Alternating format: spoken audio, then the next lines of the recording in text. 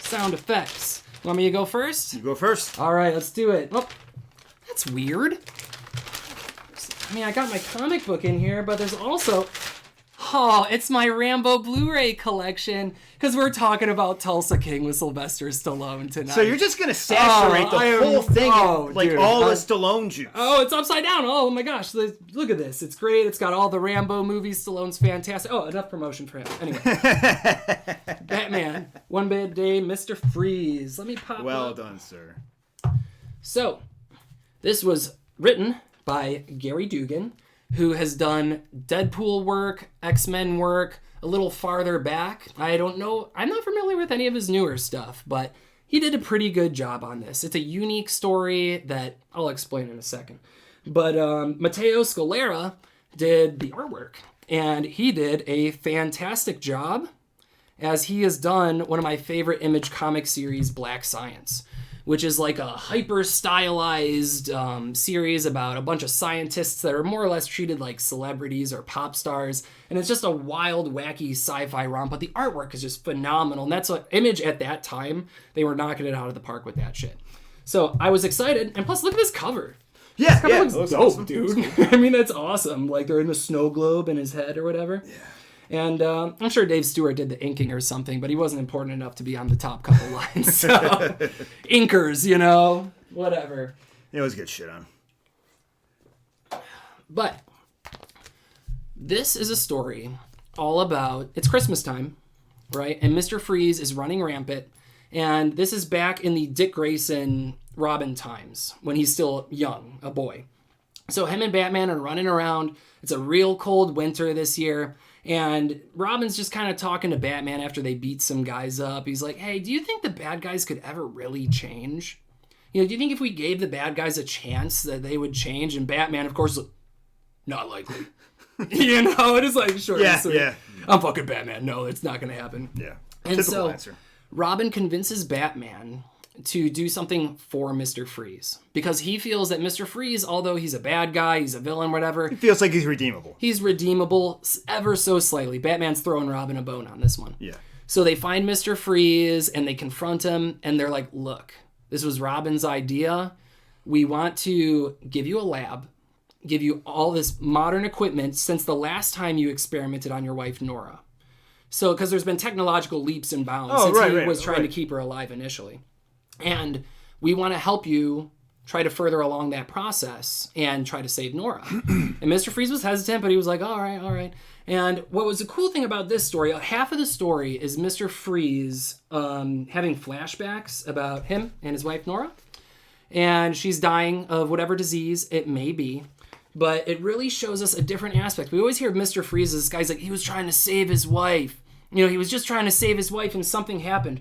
But in this story, we see a different side of their marriage where he was controlling. He wasn't going out with her anymore. He was just work, trying to save her and avoiding everything. He was getting cold from... He was trying to keep her away from she was on her deathbed and he's keeping her away from everyone, and they don't have a happy marriage. But he's so wrapped up in trying to save her that he's just like, whatever. Yeah. So that was neat. But anyway, she says to him, she's like, hey, you know, she's like on her deathbed and she's like, you know, use your brain to do something good for the world, blah, blah, blah. And so back to Gotham, and Mr. Freeze is struggling to make any kind of advancement in the procedure. And since he freaks out, he blows up the lab in a rage. He's just like, because he can't figure it out. He blows up, you know, so now he's a bad guy, you know. And so Batman and Robin come after him. They finally capture him. They get it all squared away. You know, the usual biff, bam, boom happens, and they take Mr. Freeze down. But before Mr. Freeze gets carried away by the cops, he whispers something to Robin. And a couple pages go by. Robin's talking to Lucius and just making some connections. He's like, hey, I'm going to send you this file, whatever, blah, blah, blah. And as it shows Mr. Freeze in prison, and he's getting carted out to his outside time, probably. And he's listening to the radio. It's the Gotham News. And what he did to thank Robin and Batman for giving him that opportunity, even though he lost it and fucked it all up, he made it He gave out the information to make it possible for vaccines to travel under frozen conditions across the world. So he made some sort of good move to make that happen. And the last page, it's kind of a cool page. Just shows Mr. Freeze kind of like dropping down into the snow and then making a snow angel smiling. So it wasn't your typical Batman story. Yeah. You know, it was a very good Christmas story, but it wasn't like exciting or whatever. Right. But it was feel good, which I did not expect from a Mr. Freeze story. I feel like it's bittersweet, and I feel like for a character like Mr. Freeze, it's either going to be end like that or absolutely tragic. He was going to go back to jail anyway. Yeah. But I mean, like, you know, but I mean, like, in a way that, like, would be even worse than ending up, he'd end up with just Mr. Freeze shit over again. Yeah. You know? And the fact that he did that for Robin, he stayed loyal to Robin because of that, it really made me feel good. It reminded me of Future Foundation when Dr. Doom and Valeria Richards, when she was like 6 or 8 or something, Dr. Doom keeps up his promises to her. Even though she's a Richards and he's a villain, he's like, I would never break my promise to that girl because she's smarter than you are, Rich Reed. You know, and it's just like, damn, that's cool. You know? Right. See these powerful characters just kind of bend. Yeah, they do have their principles that they kind of are susceptible to certain circumstances you wouldn't think likely. That just makes things really interesting. Yeah. You know. But at the end of the day, until one of the stories burns me so bad, I would still suggest continue reading the One Bad Day series. Check out the Mr. Freeze book. The artwork's phenomenal. It's a really good story, and they haven't been terrible so far. Like I said, the first one, The Riddler, if you haven't seen that, go buy it and read it. It was phenomenal. The other two, Penguin and Two-Face, mediocre. But that's what I think of Batman, One Bad Day, Mr. Freeze. I'm probably going to borrow that after. To you, absolutely. Yeah, sure. So what do you got for us, James? Well, I got Blade, Vampire Nation. Yeah. And, So this is going on all during all this new Kang the Conqueror shit. Yeah, which I'm not really all that keen on. I haven't, like, you know, kept up on, like, you know, the goings on as far as me that's either. concerned. I just know that Kang is heavily involved in some sort of weird multiverse thing. They're happening fluffing him because, and he's making his entrance in the MCU. Fluffing him. They're fluffing him. They're fluffing him. Okay. That's what they're doing. They're going to give him a fluff, you know. Who is Kang's fluffer? So anyhow, so who's it written by? Do you know? Mark Russell. Okay. And artist is Dave Wachter. Is that how you pronounce it? W-A-C. Let me see. Wachter, I would say, probably. Wachter, probably. No. And colored by D. Cunniff. I don't even know how to pronounce that. I'm sorry, I'm going to butcher it. Cunniff. I don't know. Cunniff? I don't know. Anyhow. Yeah, what's happening? So the story's pretty awesome. It starts off with a team of human mercs who are intercepting a transport that's carrying a count. And what's going on here is, like, you know... Count Dooku. Yeah, no, dude, this dude is, what's his name? Count Corvus. And this guy's kind of a jabroni. I don't really know what the hell his deal is. What the hell is that on this page? So, let's... This right here.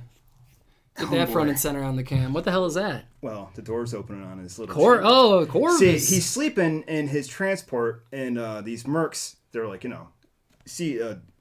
capturing it to, like, you know, break him out. Yeah. And they're trying all these means to assassinate him, from, like, freaking trying to blow it up with an RPG. And it has all these security measures, like nanites and stuff, to intercept the raw RPG and redirect it at the guy firing it. Okay. So, you know, it's all this fancy stuff. And ultimately it gets hacked by this one dude who... Hacker Man. Yeah, who schedules the coffin to open earlier than it should. During broad daylight, or the sunset, I should say. And subsequent dude, like, you know, he subsequently bursts into flames, and that's the end of him. And homeboy who hacked it takes his life as the vampires are closing in on him. Okay, so what, the vampires are released now, or is it the main... Well, no, see, this all takes place in Vampirsk. So this was a hit job, and it's... okay. Yeah, and see, so it's an assassination attempt, basically. Sure. Like, you know... This dude, he was going to the opposite end of Vampirsk towards his, what is it called? Stravmore? Which is, I guess, one of Dracula's rivals. Okay, gotcha. Yeah, so like this was clearly like a political opponent that did this job. So Dracula sends Blade, his sheriff, out to ferret out the would-be assassin. Whenever I hear Blade as sheriff, I just imagine like This tumbleweeds. No, dude, but it's you got to remember, dude. This isn't the West, he's sheriff, but okay. This is like Chernobyl. Man, Okay. it's like friggin' like a wasteland, right? And it's really eerie because like they really it's probably a great spot for a post-apocalyptic vampire club. right. No, I mean it's a whole nation of vampires that has been brought together by Dracula. So like They've been listening to Just the Prodigy for the last 20 years. Yeah, dude, and like there's and throughout the whole thing, like Dracula is talking to Blade about his relationship with like the other vampires and how humans and their relationship to them now is just so different. And it's like humans are basically only around for a few seconds compared to vampires, Yeah. And it's like they address stuff like that and how it's taken literally what would be a couple months in vampire years, millennia in human years to finally make this country manifest, right? Okay. So not millennia, maybe. So it's kind of like the country that we're slowly trying to build. Yeah, pretty much like at a snail's pace. But like Dracula's talking about all this stuff, and he's it's pretty cool, man, because like the path that it leads Blade down, it's unlikely, and you see more and more about like who's Dracula, who his inner council is and stuff like that. Yeah, and it's not the people that you would think. So you get like a peek into that kind of stuff and like how Blade operates, and like he's a smooth motherfucker. And the play between him and Dracula is great because they hate each other. But I was gonna say, what's their relationship? Oh, it's great. Like? It's fantastic. It's exactly what you expect. Like he's aware that he's just a tool, but Blade is also aware that his best position to keep everything in line is where he's at. Okay. I mean, closest to Dracula, right? Yeah. So it's just a great friggin' dynamic, and I love it. It's good stuff, man. So in this issue, what he's sent in? He's just basically sent to find out who the assassin was, and I'm not going to give spoilers as to who it is. Sure. But. It ends up being... Give a spoil. We'll bleep it out, because I want to know. So, all right. So, it ends up being... We'll do a little duck quack or something over your voice. I'll just go through the whole thing, basically. Oh, no. We're good. So... You don't have to go through the whole thing. Just tell me who it is. What's her face? Shit. I'm going to know, but you guys aren't. Unless you buy Blade Vampire Nation #1. But what's her relation? Like, what's her... Basically, she's old blood. Okay. So she's from the old country, and she's used to being from a time where, vampires were in a minority, and they were kind of treated almost as like deities, like Dracula was, So she thinks Dracula's like a snowflake liberal or something? No, basically, here's the thing. It's like, Dracula's too... lenient. Exactly. It's kind of like, it's very much like that. She sees everything as very... everybody is like weak lions now. They're just eating hamburgers, Right. So not that we have problem with liberals. I'm just saying from her perspective. In her she's perspective, like, she's absolutely 100% like Those fangs are going soft. Yeah, exactly. So homegirl. I forget her name. I don't care. So, but I just wanted to know what her relationship was or anything. Yeah, so she's like old blood, and Blade finds her at her therapy session, and she's just bitching and airing her grievances to her therapy group about how it's stupid it is that she's even there, and it sucks that she's like, Dracula's making us learn all these new pronouns, damn it! Meanwhile, other vampires are bitching about being turned. Right. And like this one who's like got turned is a really fucking old dude. It's like, I'm stuck like this forever. He's like fucking Hans Moleman over here being turned into... How much would that suck? Yeah. If you get stuck like that forever. So you got people like that. What is he? I'm 23. And then, let's see. Yeah, you got like, a kid in there that's probably ageless, and he's bitching up a storm about the one that's getting turned. It's stuff like that. Vampire problems. Yeah.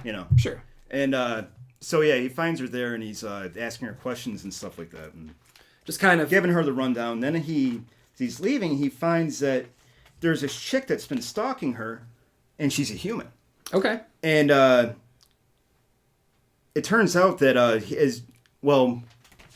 forgot to reference earlier that he was given a photograph by the mayor of Stravmore, and it showed that there were actually 5 mercenaries rather than 4 that were taken. Oh, so didn't. There's a mystery mercenary. I bet it's Moon Knight. It damn well better be. It's Swamp Thing, for sure. It is Swamp Thing. He crossed over to the Marvel Universe to It's be Swamp like, I'm Thing better than fucking Man Thing. Let us know who you think is sure. better, Swamp Thing or Man Thing, in the comments below. I He would knows like to the know. evil that men do. I've watched the original TV show. Stay out of my swamp. that was like Shrek. I don't know. He'll just sit there and nod at you. Yeah. I think he got stabbed and healed from it a couple times. That was cool. Well, that was like, so we're talking about in the old Swamp Thing TV show, it would be like that meme where you see the grizzly bear man just going, nodding. Yeah. But Swamp Thing, whenever he would see something he approved of, you'd see him in the bushes just going, Just. we're going to play a clip of it. You'll think it's funny. It's a good time. But that's what we got for you guys for the, well, so would you suggest Vampire Nation? Or are you it's going to great. keep reading it? Yeah, it's a great book. So far, I like where it's going. I love the relationship between Dracula and Blade. And Dracula, just the art and stuff, the way they look. Plus, I kind of want to see where this is going. I feel like it can't work. Well, honestly, You know? the world's due for a good Blade story, because I don't think there's been one for No, but I mean, 15 years the or more. idea of like a Vampire Nation and stuff like that. Yeah, that's it's, super cool. Like I kind of like want to see how this like develops and stuff like that. Oh, so I think. So would you say? So like a Daybreakers Blade crossover is what you're describing. It's basically, but like it's not worldwide. It's just in One little nation. one little nation. Yeah. Cool. So at the end of the day, if I'm gonna trash it or stash it, I think I'm going to stash Mr. Freeze One Bad Day and put it all alongside the other ones because it'll look great in my comic box. James, how about you? I will certainly say that Blade Vampire Nation is a stash. Stash it? Yeah, it was pretty good. Awesome. We're going to bag and board them, and we'll put them away in the box, and we'll keep reading to see where all the stories go. That's where all we got for the Pull Box today. I think they were 2 pretty good books, and there's actually a ton of good books coming out still. So we're going to have lots of great things to talk about in future Pull Box episodes. But